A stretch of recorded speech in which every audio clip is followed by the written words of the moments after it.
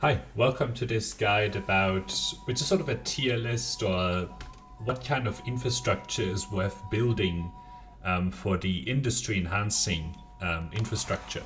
And what we'll do is first sort of talk in general about industry infrastructure, and then we'll look at each of the areas and the specific industry infrastructure that's available, and we'll talk about when it's worth it, when it's not really worth it to build it.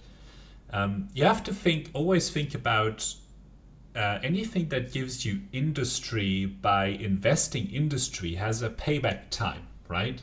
Like if you have to pay 1,000 infrastructure or 100 infrastructure and you get one infrastructure per turn from doing it, then the payback turn count is basically 100. So after 100 turns, you will have made up the 100 industry that you invested originally, right? And it's basically a best alternative concept, right? Like you could have spent that industry investment on something else that maybe produces food or units or whatever, right? Instead of adding something that just adds more infrastructure. So you have to kind of think about that kind of relationship a little bit. I'm just having a little bit of water here.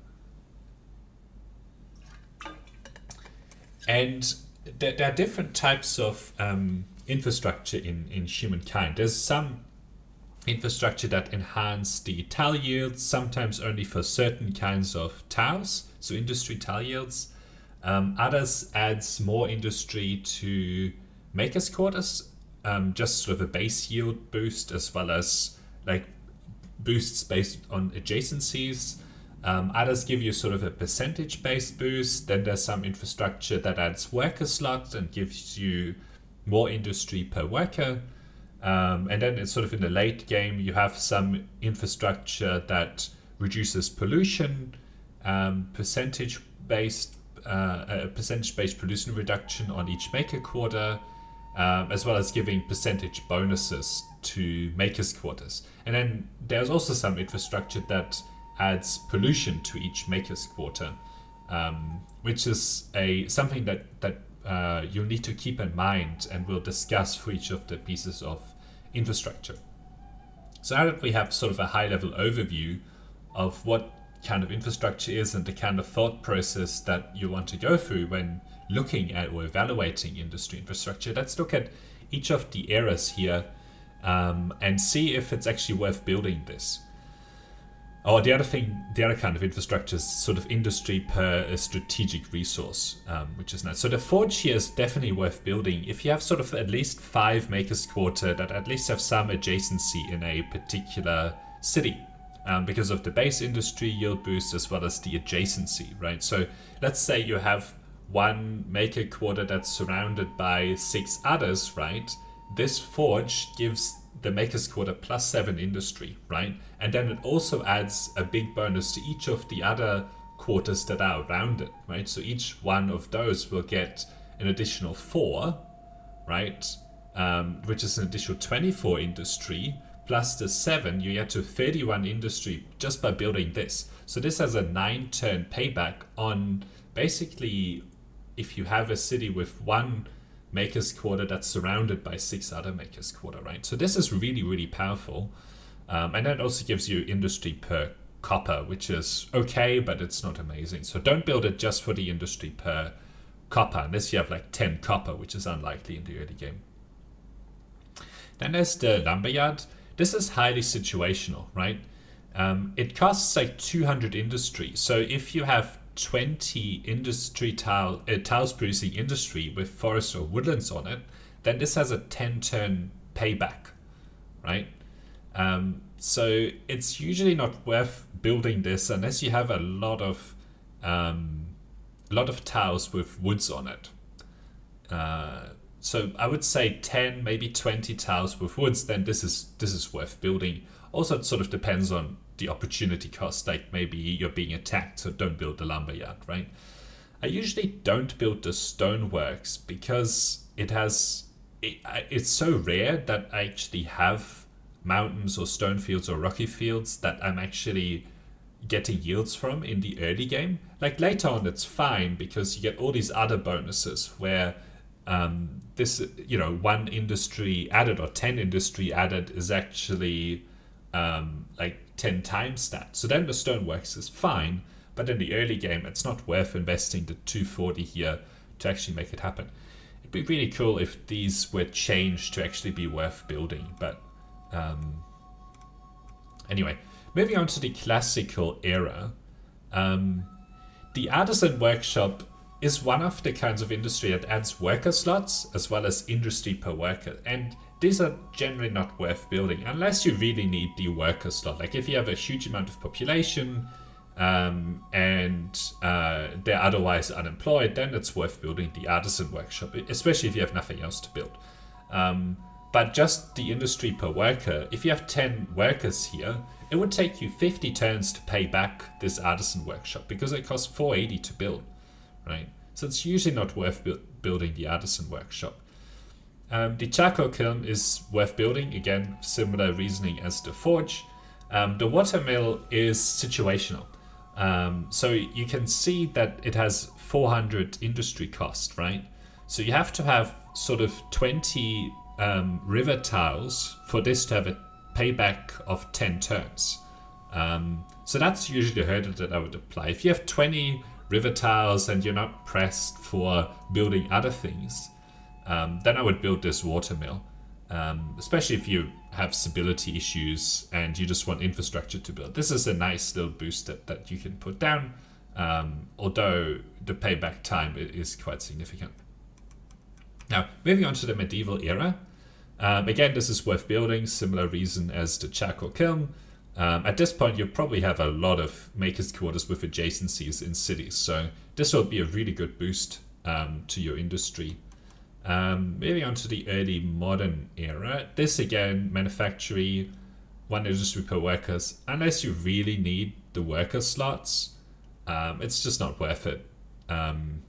The +1 industry per worker is not that good. All right, moving on to the industrial era. Now, this is where a lot of these will add, sorry, I'll scroll this down so you actually can see it.